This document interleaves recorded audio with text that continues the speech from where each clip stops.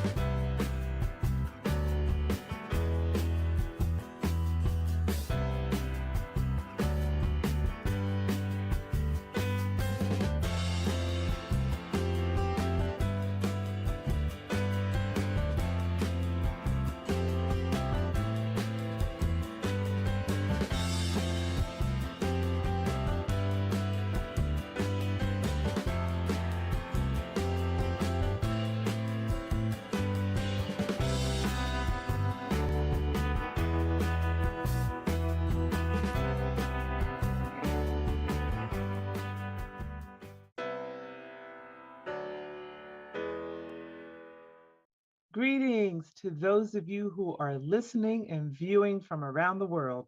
Welcome to My Journey with Paula G, where we are juggling this journey called life while each of us are walking in the gifts and talents that God has given us.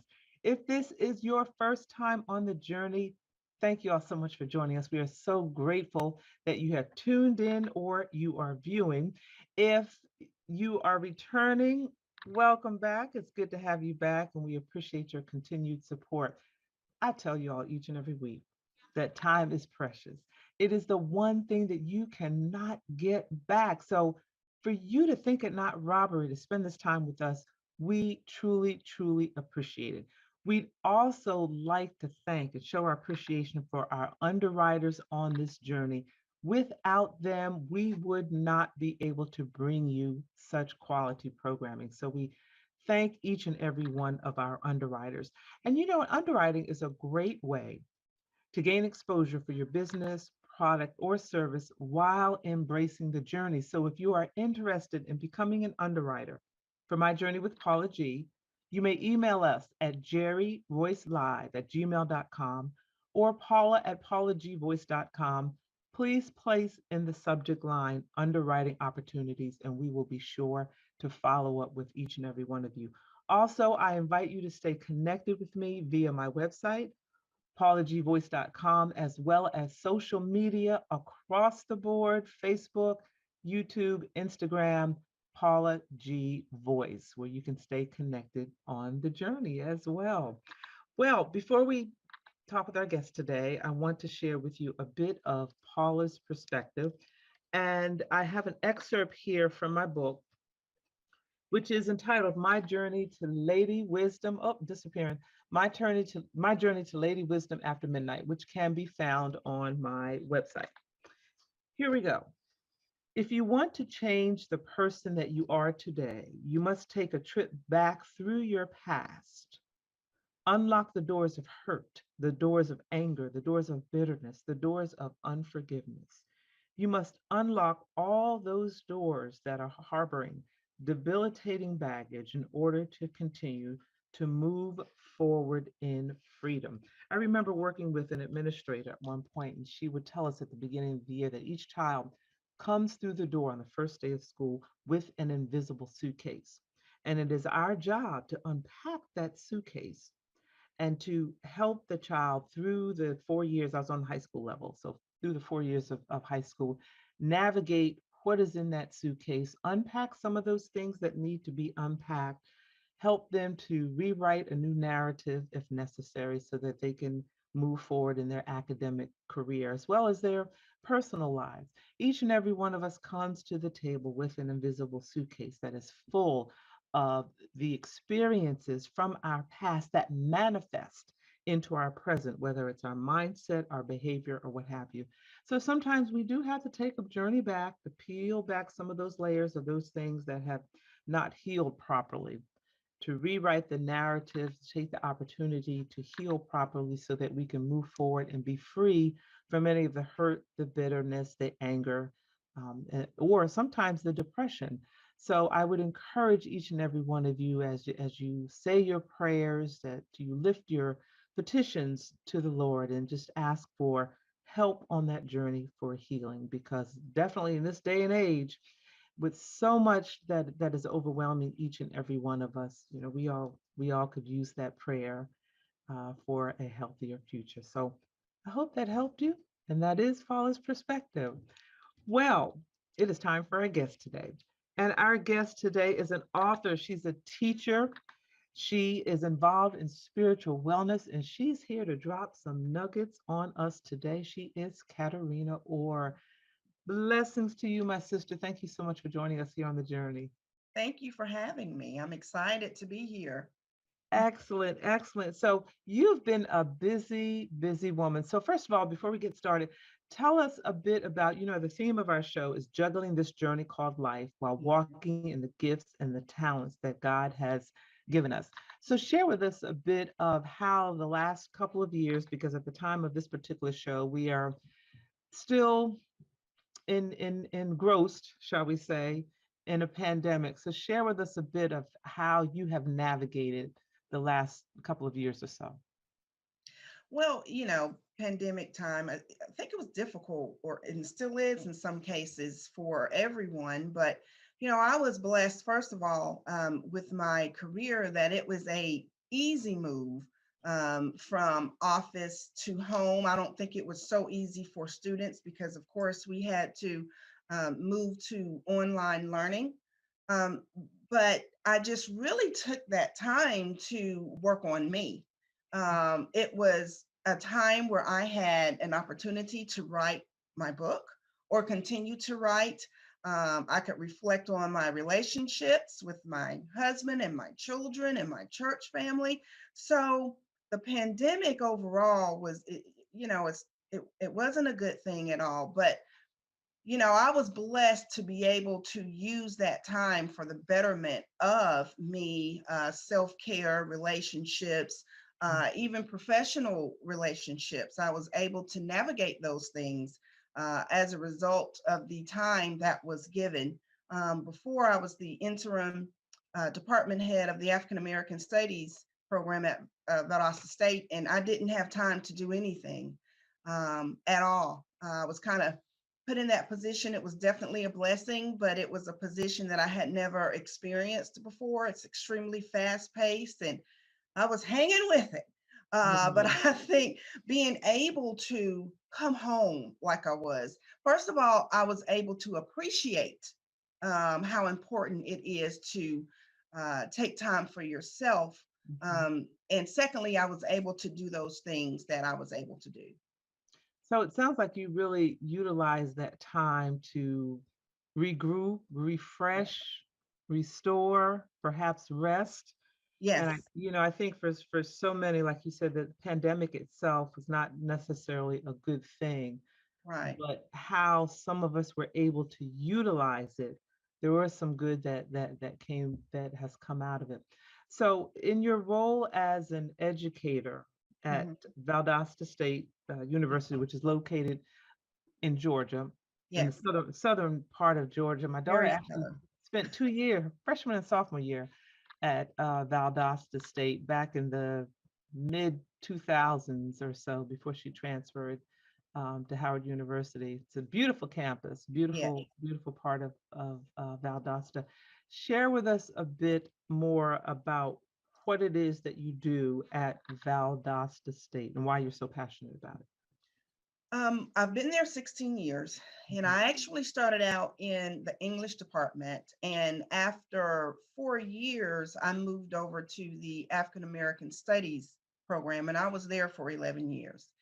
Mm. And that was the absolute best experience because I was able to influence African American students. Now, of course, it was diverse, and they weren't all African American students, but of course, the majority.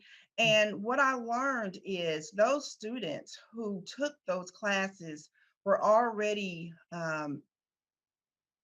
very aware of their identity. They were already aware of where they were, or their place rather, in society. So I was taking, I wouldn't say, this ball of clay. It was clay that was already developed and they just needed to be taken into it. I was able to craft a class based on Beyonce's Lemonade uh, visual album. That was great. It got national attention, and we were able to form what we called the sisterhood. No name, no anything, and the only stipulation is, or was, you had to go through the class. And once you went through the class, you were automatically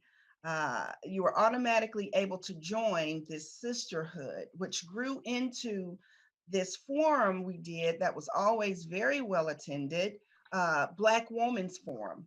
So, Black images in film, a lot of different courses that I was given the liberty to craft, and they were always very well attended.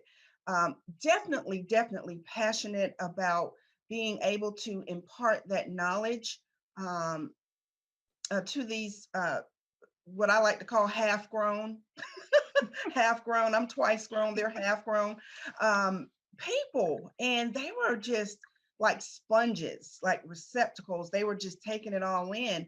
And even today, I still have major relationships with many of the students. After I was interim head for a year, I went back to the English department, and teaching English is my love as well. Of course, as freshmen, it's a little different type of relationship. I almost have to be in um, the mama role with the ruler. The Because ruler. this pandemic really did something. Yeah, I mean, it did something to um, the freshmen coming in. They went through something, and so we're still having the remnants of that and having to work that out so that they can be back to where they need to be. Right. So, as teaching English, and I grew up in a Hmm. family of educators. My aunties were, if they weren't in nursing, they were teachers. And I can remember as a Right. child coming in and I'm all excited about telling them about, if I went to the fair, the circus, and I'm all excited. And every phrase, they are correcting my English so much so that when I try to get to the end of my story, I forgot what I said. And they're like, "What? Okay, child, what are you trying to tell us?"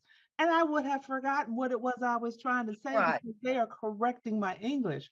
So Yeah. in this season that we're in, you may have to help me with this. I am Hmm. struggling with, I think capitalization is becoming extinct, and punctuation. Need I go on? So Hmm. it just disturbs my spirit. From the onset of texting language has Yes. infiltrated our standard English, if you will, and it's major because it has crept into these academic papers. I have a professional editing service as well, and it's the professionals, believe it or not, they do it as well. I don't think that they believe that standard English is as important as it used to be, but it's still used. You need a standard. You need a You standard. have to have this standard that everyone can identify with so that you can communicate with everyone that you want to identify with. So Mhm. it's difficult. It's difficult and Yeah. it's amazing. It's in my syllabus. Please don't use texting language in your writing, and it still creeps up, and they pay. They pay. Yeah, My they do students, I'm dearly. sorry, yeah, they pay for it. Yes, and that, and I remember back, being an educator, I remember it's been, I would dare say, almost a decade now when cursive writing came out of the schools, and I was having Yeah, a challenge with the postal service, and one of the things I mentioned, I said, I can imagine you have this generation of new postal workers that are coming up that don't know cursive. And the supervisor on the other end, she said, yeah, that's becoming a challenge. So you got mail they're handling and can't read cursive because it was taken out of the schools about 10 years ago. So wow. yeah, so it's, I don't want to get off on these pet peeves, but to your, to your Yeah, point, the power of proper use of yes, language speaks to where we are when it comes to communication nowadays. right. That kind of trickles into to other areas. It does. So experience in teaching English, Yeah. which I would say would be a natural transition to becoming an author. Share with us a bit about some of what you have written. It's I write everything. It's funny because I've written screenplays and I often uh, put my screenplays into different writing competitions Mhm. and even one in New York, the international competition, I was able to place in the quarterfinals. So I write screenplays, I write stage plays. I've written and directed stage plays that have been performed in 4 different states.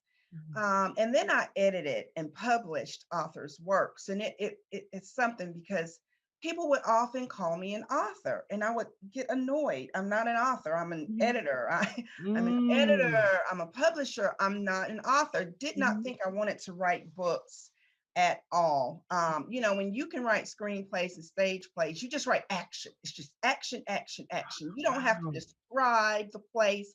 You don't have to, create this extensive dialogue because it's what you see. It's the movements that the watchers are more audience. It's what they watch and want to see. But sometimes people can speak over your life and you don't even realize that's what's going on because I had a harrowing experience, something I had never, ever experienced before. And the way that I was able to work through it was Mhm. to write.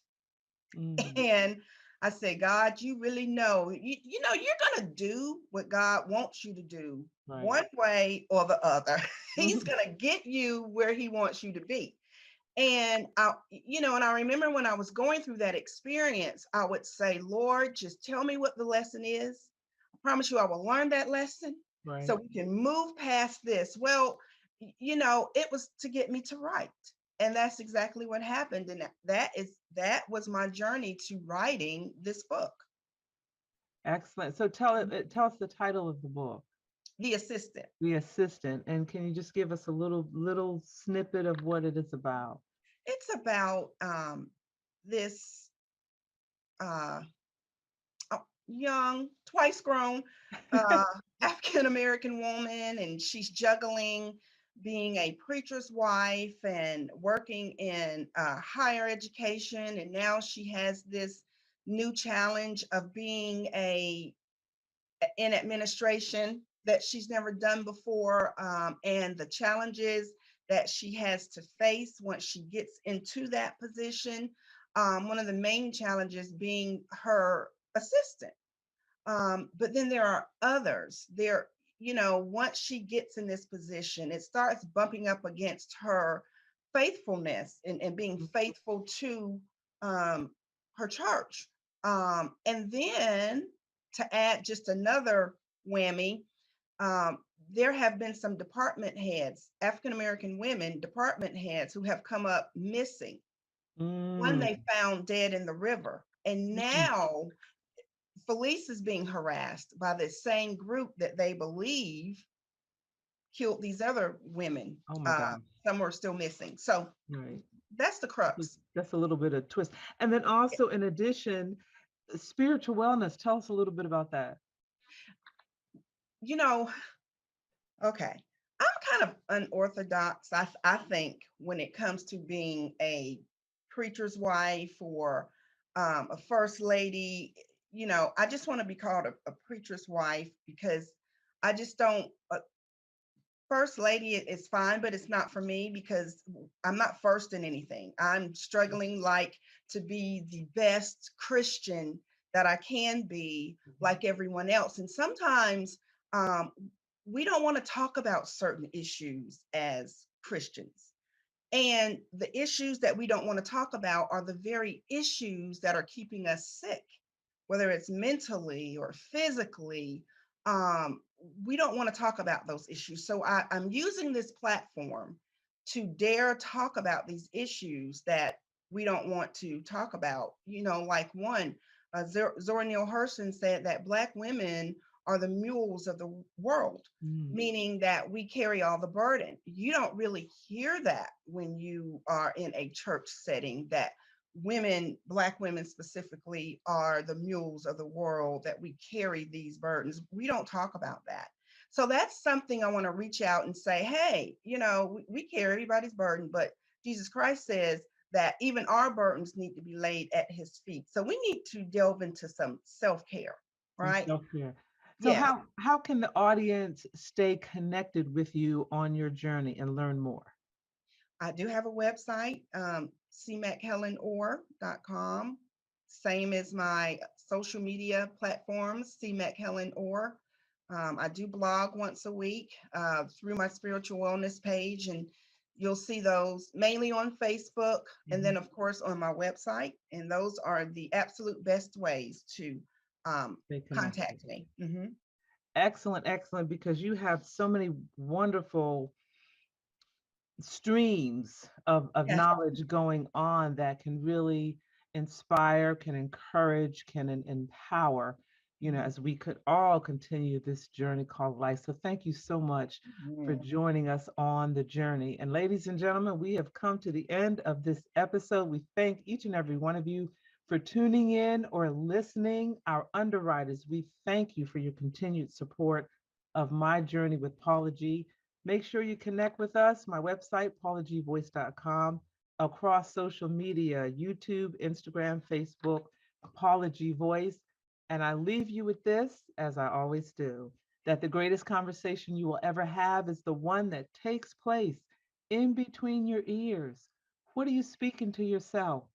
Is God a part of that conversation? And are you listening to his still small voice? Until next time, ladies and gentlemen, embrace the journey. Praise the Lord.